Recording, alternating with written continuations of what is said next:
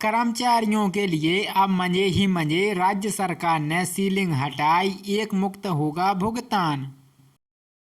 नमस्कार दोस्तों, नए वीडियो में आपका स्वागत है। दोस्तों, चैनल पर पहली बार आए हैं तो लगे हाथ सब्सक्राइब करें ताकि आपको नए नए अपडेट मिलते रहें। तो राज्य सरकार के न्यायालय के आदेश के बाद कर्मचारी के ईयर की बकाया राशि के भुगतान के संबंध में स्पष्टीकरण जारी कर दिया है। राज्य में 2012 की तत्कालीन सरकार ने भुगतान को लेकर सीलिंग लागू की थी, इससे अब सरकार ने वापस लिया है।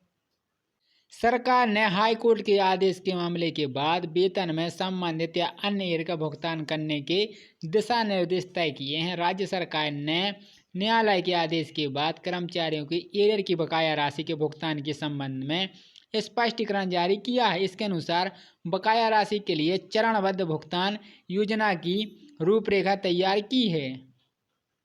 भुगतान को लेकर तत्कालीन सरकार ने लागू की थी सीलिंग। राज्य सरकार ने 2012 को तत्कालीन सरकार ने भुगतान को लेकर सीलिंग लागू की थी, इससे अब सरकार ने वापस लिया है।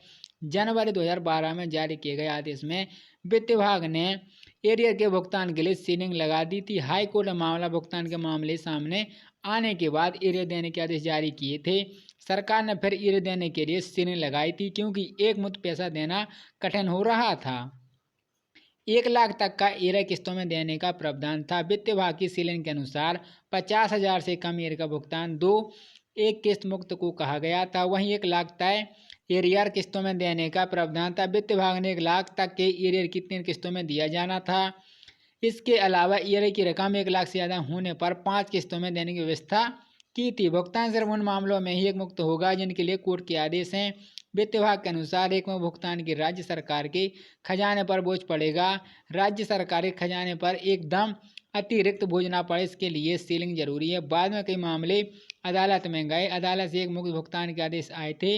अदालत से निरंतर आए आदेश के बाद अब राज्य सरकार ने कहा कि भुगतान एक मुक्त किया जाए।